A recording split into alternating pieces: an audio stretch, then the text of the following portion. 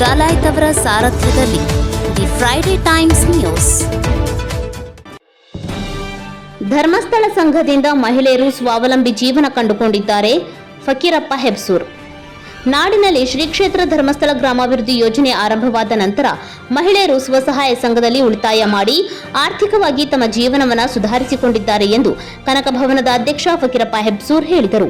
ನಗರದ ಕನಕ ಭವನದಲ್ಲಿ ಶ್ರೀ ಕ್ಷೇತ್ರ ಧರ್ಮಸ್ಥಳ ಗ್ರಾಮಾಭಿವೃದ್ಧಿ ಯೋಜನೆ ಬಿಸಿ ಟ್ರಸ್ಟ್ ಗದಗ ತಾಲೂಕು ಹಾಗೂ ತಾಲೂಕು ಮಟ್ಟದ ಪ್ರಗತಿ ಬಂಧು ಸ್ವಸಹಾಯ ಸಂಘದ ವತಿಯಿಂದ ಹಮ್ಮಿಕೊಂಡ ಒಕ್ಕೂಟದ ಪದಾಧಿಕಾರಿಗಳ ಸಮಾವೇಶದಲ್ಲಿ ಅಧ್ಯಕ್ಷತೆ ವಹಿಸಿ ಅವರು ಮಾತನಾಡಿ, ಒಂದು ಕುಟುಂಬ ನಿರ್ವಹಣೆಯಲ್ಲಿ ಮಹಿಳೆಯರು ಪಡುವ ಕಷ್ಟ ಅಷ್ಟಿಷ್ಟಲ್ಲ.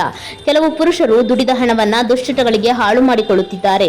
ಧರ್ಮಸ್ಥಳದ ಧರ್ಮಾಧಿಕಾರಿ ವೀರೇಂದ್ರ ಹೆಗ್ಗಡೆ ದಂಪತಿಗಳು ಕಂಡ ಗ್ರಾಮಾಭಿವೃದ್ಧಿ ಯೋಜನೆಯ ಕನಸಿನ ಪರಿಣಾಮ ಮಹಿಳೆಯರು ಸಂಘಗಳನ್ನು ಸ್ಥಾಪಿಸಿ ಹಣವನ್ನು ಉಳಿತಾಯ ಮಾಡಿ ಜೀವನವನ್ನು ಸುಧಾರಿಸಿಕೊಳ್ಳುತ್ತಿದ್ದಾರೆ.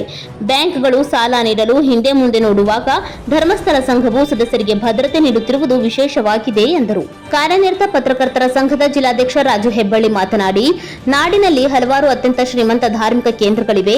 ಆದರೆ ಭಕ್ತರ ಹಣವನ್ನ ಭಕ್ತರ ಶ್ರೇಯೋಭಿವೃದ್ಧಿಗಾಗಿ ವಿನಿಯೋಗಿಸುವ ಧಾರ್ಮಿಕ ಸಂಸ್ಥೆಗಳಲ್ಲಿ ಶ್ರೀ ಕ್ಷೇತ್ರ ಧರ್ಮಸ್ಥಳ ಗ್ರಾಮಾಭಿವೃದ್ಧಿ ಯೋಜನೆ ಒಂದಾಗಿದೆ.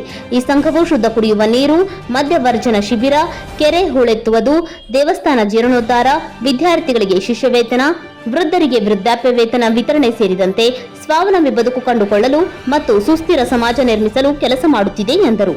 ಉದ್ಯಮಿ ಈಶ್ವರ್ಸ ಮೇರ್ವಾಡೆ ಅವರು ಮಾತನಾಡಿ, ಧರ್ಮಸ್ಥಳ ಗ್ರಾಮಾಭಿವೃದ್ಧಿ ಯೋಜನೆಯು ಆರಂಭವಾಗಿ 15 ವರ್ಷಗಳು ಕಳೆದಿದ್ದು ಜಿಲ್ಲೆಯಲ್ಲಿ 1.90 ಲಕ್ಷ ಸದಸ್ಯರು ಸೇರಿದಂತೆ ರಾಜ್ಯಾದ್ಯಂತ 65 ಲಕ್ಷ ಸದಸ್ಯರನ್ನು ಹೊಂದಿದ್ದಾರೆ. 95% ಮಹಿಳೆಯರು ಇರುವ ಈ ಸಂಘದಲ್ಲಿ ಸ್ವಾವಲಂಬಿ ಬದುಕಿಗೆ ಮುನ್ನುಡಿ ಬರೆದಿದ್ದಾರೆ ಎಂದರು. ಈ ಸಂದರ್ಭದಲ್ಲಿ ಜಿಲ್ಲಾ ನಿರ್ದೇಶಕ ಯೋಗೇಶ್ ಎ, ಮಹಿಳಾ ಮತ್ತು ಮಕ್ಕಳ ಕಲ್ಯಾಣ ಇಲಾಖೆ ಅಭಿವೃದ್ಧಿ ನಿರೀಕ್ಷಕಿ ದ್ರಾಕ್ಷಾಯಿಣಿ ಪಾಟೀಲ್, ಎಸ್ಬಿಐನ ಮುಖ್ಯ ವ್ಯವಸ್ಥಾಪಕರಾದ ಹರೀಶ್ ಸೇರಿದಂತೆ ಮುಂತಾದವರು ಉಪಸ್ಥಿತರಿದ್ದರು. ತಾಲೂಕು ಕ್ಷೇತ್ರ ಯೋಜನಾಧಿಕಾರಿ ಸುರೇಂದ್ರ ನಾಯ್ಕ ಪ್ರಾಸ್ತಾವಿಕವಾಗಿ ಮಾತನಾಡಿದರು. ಮಲ್ಲಿಕಾರ್ಜುನ್ ಗೌಡ ನಿರೂಪಣೆ ಮಾಡಿದರು. ಶಿಲ್ಪಾ ಸ್ವಾಗತಿಸಿದರು. ಲಕ್ಷ್ಮಿ ವಂದಿಸಿದರು.